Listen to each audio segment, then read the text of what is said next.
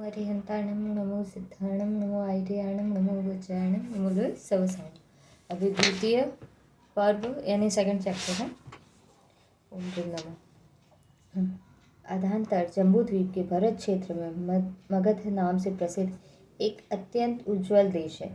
वह देश पुण्य के धारक मनुष्यों का निवास स्थान है। इंद्र की नगरी के समान जान पड़ता है और उदारतापूर्ण व्यवहार से लोगों की सब व्यवस्था करता है। जिस देश के खेत हलों के अग्रभाग से विदारण किए हुए स्थल कमलों की जड़ों के समूह को इस प्रकार धारण करते हैं मानो पृथ्वी के श्रेष्ठ गुणों को ही धारण कर रहे हो। जो दूध के सिंचन ही मानो उत्पन्न हुए थे और मंद मंद वायु से जिनके पत्ते हिल रहे थे, ऐसे पेड़ों और ईखों के वनों के समूह से जिस देश का निकटवर्ती भूमि भाग सदा व्याप्त रहता है, जिस देश के समीपवर्ती प्रदेश खलिहानों में जुदी जुदी लगी हुई अपूर्व पर्वतों के समान बड़ी बड़ी धान्य की राशियों से सदा व्याप्त रहते हैं, जिस देश की पृथ्वी रहट की गड़ियों से सींचे हुए अत्यंत हरे भरे जीरों और गानों के समूह से ऐसी जान पड़ती है मानो उसने जटाएं ही धारण कर रखी हो, जहाँ की भूमि अत्यंत उपजाऊ है, जो धान के श्रेष्ठ खेतों से अलंकृत है और जिसके भूभाग मूंग और मोठ की फलियों से पीले पीले हो रहे हैं, गर्मियों के कारण जिनकी फली चटक गई थी, ऐसे रोंसा अथवा ववर्टी के बीजों से वहाँ के भूभाग निरंतर व्याप्त होकर चित्र विचित्र दिख रहे हैं और ऐसे जान पड़ते हैं कि वहाँ तृण के अंकुर उत्पन्न ही नहीं होंगे।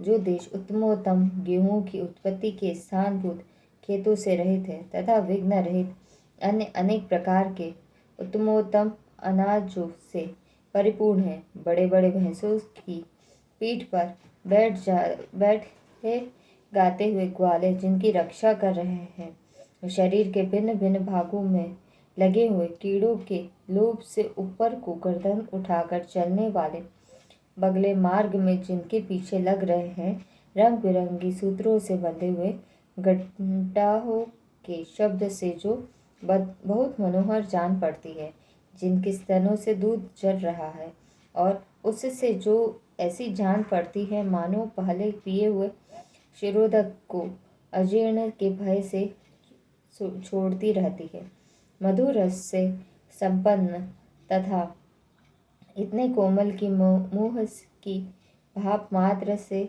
घुट जावे, ऐसे सर्वत्र व्याप्त तृणों के द्वारा जो अत्यंत तृप्त को प्राप्त थी, ऐसी गायों के द्वारा उस देश के वन सफ़ेद सफ़ेद हो रहे हैं, जो इंद्र के नेत्रों के समान जान पड़ते हैं। इधर उधर चौकड़ियों भरने वाली हजारों श्याम हरिण उस देश के भूभाग चित्र विचित्र हो रहे हैं, जिस देश के ऊंचे ऊंचे प्रदेश खेत की धूली सफ़ेद सफ़ेद हो रहे हैं, ऐसे जान पड़ते हैं मानो मनुष्य के द्वारा सेवित गंगा के पुलिन ही हो। जो देश कहीं तो शाक के खेतों से हरी भरी शोभा को धारण करता है तो कहीं वन पालों से आस्वादित नारियलों के सुशोभित है, जिसके फूल तोताओं की चोंचों के अग्रभाग तथा वानरों के मुखों का संशय उत्पन्न करने वाले, ऐसे अनार के बगीचों से यह देश मुक्त है से युक्त है। जो वनपालियों के हाथ से मर्दित बिजोरा के फलों से रस से लिप्त हैं, केसर के फूलों के समूह से शोभित है तथा फल खाकर और पानी पीकर जिनमें पथिक जन सुख से सो रहे हैं, ऐसे दाखों के मंडप उस देश में जगह जगह इस प्रकार छाए हुए हैं मानो वन देवी के प्याऊ के स्थान ही हो, जिन्हें पथिक जन तोड़ तोड़ कर खा रहे हैं। ऐसे पेड़ खजूर के वृक्षों से तथा वानरों के द्वारा तोड़कर गिराए हुए केला फलों से वह देश व्याप्त है, जिनके किनारे ऊंचे ऊंचे अर्जुन वृक्षों के वनों से व्याप्त है, जो गायों के समूह के द्वारा किए हुए उत्कट शब्द से युक्त फूलों को धारण कर रहे हैं, जो उछलती हुई मछलियों के द्वारा नेत्र खोले हुए के समान तथा फूले हुए सफ़ेद कमलों के समूह से हंसते हुए के समान जान पड़ते हैं। ऊंची ऊंची लहरों के समूह से जो ऐसे जान पड़ते हैं मानो नृत्य के लिए ही तैयार खड़े हो। उपस्थित हंसी की मधुर ध्वनियों से जो ऐसे जान पड़ते हैं मानो गान ही कर रहे हो। जिनके उत्तमोत्तम तटों पर हर्ष से भरे मनुष्य के झुंड बैठे हुए हैं और जो कमलों से व्याप्त है। ऐसे सरोवर से वह देश प्रत्येक वन खंडों में सुशोभित है। हितकारी पालक जिनकी रक्षा कर रहे हैं और ऐसे खेलते हुए सुंदर शरीर के धारक भेड़, ऊंट तथा गायों के बछड़ों से उस देश की समस्त दिशाओं में भीड़ लगी रहती है। सूर्य के रथ के घोड़ों को लुभाने के लिए ही मानो जिनकी पीठ के प्रदेश केशर की पंख से लिप्त है और जो चंचल अग्रभाग वाले मुखों से वायु का स्वच्छंदापूर्वक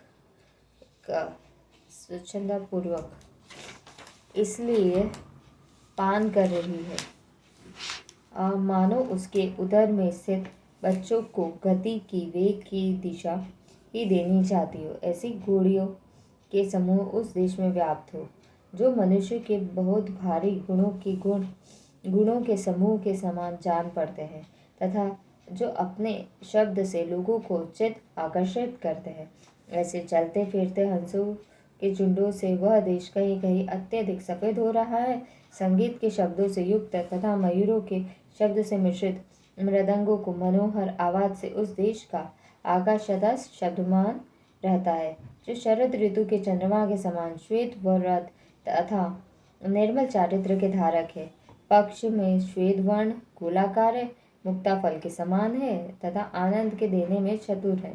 ऐसे गुणी मनुष्य से यह देश सदा सुशोभित रहता है जिन्होंने आहार आदि की व्यवस्था से पथिकों के समूह को संतुष्ट किया है तथा जो फलों के द्वारा श्रेष्ठ वृक्षों के समान जान पड़ते हैं। ऐसे बड़े बड़े गृहस्थों के कारण उस देश में लोगों का सदा आवागमन होता रहता है। कस्तूरी आदि सुगंधित द्रव्य तथा भांति भांति के वृक्षों से वेष्टित होने के कारण जो हिमालय के प्रत्यंत पर्वतों शाखा के समान जान पड़ते हैं। ऐसे बड़े बड़े लोग उस देश में निवास करते हैं। उस देश में मिथ्यात्व रूपी दृष्टि के विकार जैन वचन रूपी अंजन के द्वारा दूर होते रहते हैं और पाप रूपी वन महामुनियों की तप रूपी अग्नि से भस्म होता रहता है। उस मगध देश में सब और से सुंदर और फूलों की सुगंध से मनोहर राजगृह नामक नगर है जो ऐसा जान पड़ता है मानो संसार का यौवन ही हो। वह राजगृह नगर धर्म अर्थात यमराज के अंतःपुर के समान जान सदा मन को अपनी ओर खींचता रहता है, क्योंकि जिस प्रकार यमराज का अंतःपुर केशर से युक्त शरीर को धारण करने वाली हजारों महिषियों अर्थात भैंसों से युक्त होता है, उसी प्रकार वह राजगृह नगर भी केशर से लिप्त शरीर को धारण करने वाली हजारों महिषियों अर्थात रानियों से सुशोभित है। भावार्थ, महिषी नाम भैंस का है और जिसका राज्याभिषेक किया जाता है ऐसी रानी का भी है। लोक में यमराज महिषवाहक नाम से प्रसिद्ध है, इसलिए उसके अंतःपुर में महिषों की स्त्रियों महिषियों का रहना उचित ही है और राजगृह नगर में राजा की रानियों का संद्रा युक्त ही है। उस नगर के प्रदेश जहाँ तहाँ बालम्ब्यन अर्थात छोटे छोटे पंखों से सुशोभित थे तथा जहाँ तहाँ उनमें मस्त मरुत अर्थात वायु के द्वारा चमर कंपित हो रहे थे, इसलिए वह नगर इंद्र की शोभा को प्राप्त हो रहा था, क्योंकि इंद्र के समीपवर्ती प्रदेश भी बाल व्यंजनों से सुशोभित होते हैं और उनके मरुद अर्थात देवों के द्वारा चमर कंपित होते रहते हैं। वह नगर मानव त्रिपुर नगर को जीतना ही चाहता है, क्योंकि जिस नगर त्रिपुर नगर के निवासी मनुष्य नगर मार्ग के अर्थात महादेव के बाणों के द्वारा किए हुए संताप को प्राप्त होता है, उसी प्रकार उस नगर के मनुष्य ईश्वर मार्ग ने अर्थात धनिक वर्ग को की याचना से प्राप्त संताप को प्राप्त नहीं थे। सभी सुख से संपन्न है। वह नगर चुना से पुते हुए सफ़ेद महलों की पंक्ति से लसा जान पड़ता है, मानो टांकियों से गढ़े चंद्रकांत मणियों से सदा से बनाया गया हो। वह नगर मदिरा के नशा में मस्त स्त्रियों के आभूषणों की झनकार से सदा भरा रहता है। ऐसा इसलिए जान पड़ता है मानो कुबेर की नगरी अर्थात अलकापुरी द्वितीय प्रतिबिंब ही हो। उस नगर को श्रेष्ठ मुनियों ने तपोवन समझा था, वेश्याओं ने न काम का मंदिर माना था, नृत्य करों ने नृत्य भवन समझा, शत्रुओं ने यमराज का नगर माना था, शस्त्रधारियों ने वीरों का घर समझा था, याचकों ने चिंतामणि, विद्यार्थियों ने गुरु का भवन और वंदीजनों ने दूतों का नगर माना था। संगीत शास्त्र के परगामी विद्वानों ने उस नगर को गंधर्व का नगर और विज्ञान के ग्रहण करने में तत्पर मनुष्यों ने विश्वकर्मा का भवन समझा था। सज्जनों ने सत्समागम का स्थान माना था, व्यापारियों ने लाभ की भूमि और शरणागत मनुष्यों ने वज्रमय लकड़ी से निर्मित सुरक्षित पंजर समझा था। समाचार प्रेषक उसे असुरों के बिल जैसा रहस्यपूर्ण स्थान मानते थे। चतुर्जन उसे विट्टों का जमघट समझते थे और समीचीन मार्ग में चलने वाले मनुष्य उसे किसी मनुष्य के उत्कृष्ट कर्म का मुतफल मानते थे। चारण लोग उसे उत्सवों का निवास, कामी जन अप्सराओं का नगर, सुखी जन सिद्धों का लोक मानते थे। उस नगर को की स्त्रियां यद्यपि मातंगगामिनी थी, अर्थात चांडलों के समान गमन करने वाली थी, फिर भी शीलवती कहलाती थी। पक्ष में हाथियों के समान सुंदर चाल वाली थी और शीलवती अर्थात पतिव्रत्य धर्म से सुशोभित थी। श्यामा अर्थात श्याम वर्ण वाली होकर भी पद्मरागिन्य अर्थात पद्मराग मणि जैसी लाल कांति से संपन्न थी। पक्ष में श्यामा अर्थात नवयौवन से युक्त होकर पद्मरागिन्य अर्थात कमलों से अनुराग रखने वाली थी अथवा पद्मराग मणियों से युक्त थे। साथ ही गुरु अर्थात पार्वती होकर भी विभवाश्या अर्थात महादेव के आश्रय से रहित थी। पक्ष में गौर्य अर्थात गौर वर्ण होकर विभवाश्या अर्थात संपन्नताओं से संपन्न थी। उन स्त्रियों के शरीर चंद्रकांत मणियों से निर्मित थे, फिर भी वे शिथिर के समान सुकुमार थी। पक्ष में उनके शरीर चंद्रमा के समान कांत सुंदर थे और वे शीर्ष के फूल के समान कोमल शरीर वाली थी। वे स्त्रियां यद्यपि सर्पों के अगम्य थी, फिर भी उनके शरीर कंचुक अर्थात कांचलियों से युक्त थे। भुजंग वे स्त्री यद्यपि महालावण्य अर्थात बहुत भारी खारापन से युक्त थे, फिर भी मधुरा भास तत्परा अर्थात मिष्ट भाषण करने में तत्पर थी। बहुत भारी सौंदर्य से युक्त और प्रिय वचन बोलने में तत्पर थी। उनके मुख प्रसन्न उज्जवल थे, उनकी चेष्टाएं प्रमाद से रहित थी। स्त्रियां बहुत सुंदर थी,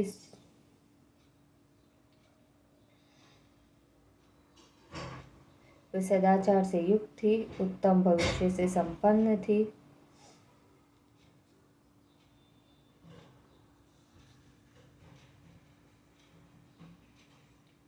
स्त्रियां दुर्विधा अर्थात द्रवित होकर भी कलत्र अर्थात स्त्री संबंधी भारी लक्ष्मी संपदा को धारण करती थी और सुव्रत अर्थात गोलाकार होकर भी आयर्थी गता अर्थात लंबाई को प्राप्त थी।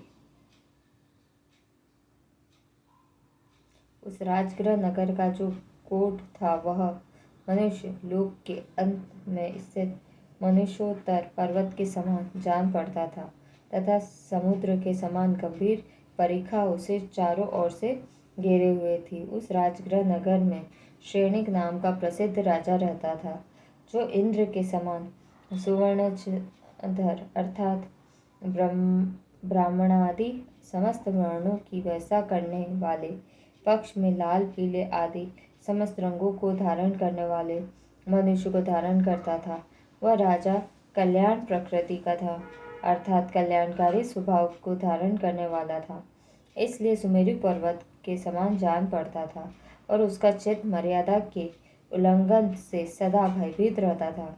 अतः वह समुद्र के समान प्रतीत होता था। राजा सैनिक कलाओं के ग्रहण करने में चंद्रमा था, लोक के धारण करने में पृथ्वी रूप था, प्रताप से सूर्य था, धन संपत्ति से कुबेर था। वह अपनी शूरवीरता से समस्त लोगों को की रक्षा करता था। फिर भी उनका मन सदा नीतियों से भरा रहता था। लक्ष्मी के साथ उसका संबंध था तो भी अहंकार रूपी ग्रह से वह कभी दूषित नहीं होता था। उसने यद्यपि जीतने योग्य शत्रुओं को जीत लिया था तो भी वह शास्त्र विषयक व्यायाम से विमुख नहीं रहता था। वह आपत्ति के समय भी कभी व्यग्र नहीं होता था और जो मनुष्य उसके समक्ष नम्रीभूत होते थे वह उनका सम्मान करता था, उनका भी वह सम्मान करता था। वह दोष रहित सज्जनों को रत्न समझता था और पाषाण के टुकड़ों को तो वो केवल पृथ्वी का एक विशेष परिणामन ही मानता था। जिनमें दान दिया जाता था, ऐसी क्रियाओं को, धार्मिक अनुष्ठानों को जो वह कार्य की सिद्धि का श्रेष्ठ साधन समझता था, मद से उत्कृष्ट हाथियों को तो वह दीर्घ काय क्रीड़ा ही मानता था। सबके आगे चलने वाले यश में ही वह बहुत भारी प्रेम करता था। नश्वर जीवन को तो वह जीर्ण तृण के समान तुच्छ मानता था। वह आयु कर प्रदान करने वाली दिशाओं को ही सदा अपना अलंकार समझता था। स्त्रियों से तो सदा विमुख रहता था। गुण अर्थात डेरों से झुके हुए धनुष को ही वह अपना सहायक समझता था। भोजन से संतुष्ट होने वाले अपकारी सेवकों के समूह को वह कभी भी सहायक नहीं मानता था। उनके राज्य में वायु भी किसी का कुछ हरण नहीं करती थी, फिर दूसरों की तो बात ही क्या है। इसी प्रकार दुष्ट पशुओं के समूह भी हिंसा से प्रवृत्त नहीं होते थे, फिर मनुष्य की तो बात ही क्या है। हरि अर्थात विष्णु की चेष्टा वृष जाति अर्थात वृषासुर को नष्ट करने वाली थी, पर उसकी चेष्टा वृषघाती अर्थात धर्म का घात करने वाली नहीं थी। इसी प्रकार महादेव जी का वैभव दक्ष वर्ग अर्थात राजा दक्ष के परिवार को संताप पहुंचाने वाला था, परंतु उसका वैभव दक्ष वर्गदाती अर्थात चतुर मनुष्यों के समूह को संताप पहुंचाने वाला नहीं था। जिस प्रकार इंद्र की चेष्टा गोत्र नाशकारी अर्थात पर्वतों का नाश करने वाली थी, उस प्रकार उसकी चेष्टा गोत्र नाशकारी अर्थात वंश का नाश करने वाली नहीं थी। और जिस प्रकार दक्षिण दिशा के अधिपति यमराज के अति दंड ग्रत प्रीति अर्थात दंड धारक करने में अधिक प्रीति रहती है, उसी प्रकार उसके अति दंड ग्रह प्रीति अर्थात बहुत भारी सजा देने में प्रीति नहीं रहती थी। जिस प्रकार वरुण का द्रव्य मगरमच्छ आदि दुष्ट जलचरों से रहित होता है, उस प्रकार उसका द्रव्य दुष्ट मनुष्यों से रहित था, अर्थात उसका सब उपभोग कर सकते थे। और जिस प्रकार कुबेर की सन्निधि अर्थात उत्तम निधि का पाना निष्फल है, उस प्रकार उसको सन्निधि अर्थात सज्जन रूपी निधि का पाना निष्फल नहीं था। जिस प्रकार युद्ध का दर्शन अर्थात अर्धवाद वास्तविकतावादी रहित होता है, उस प्रकार उसका दर्शन अर्थात साक्षात्कार अर्धवाद धन प्राप्ति से रहित नहीं होता था। और जिस प्रकार चंद्रमा की भी बहुत